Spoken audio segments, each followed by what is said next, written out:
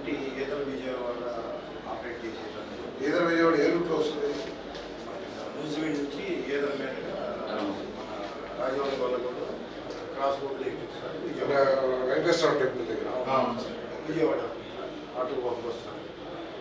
వట్టిగుడిపాడు ఈదులగూడి మీదుగా విజయవాడ సార్. ఇంకో బస్సు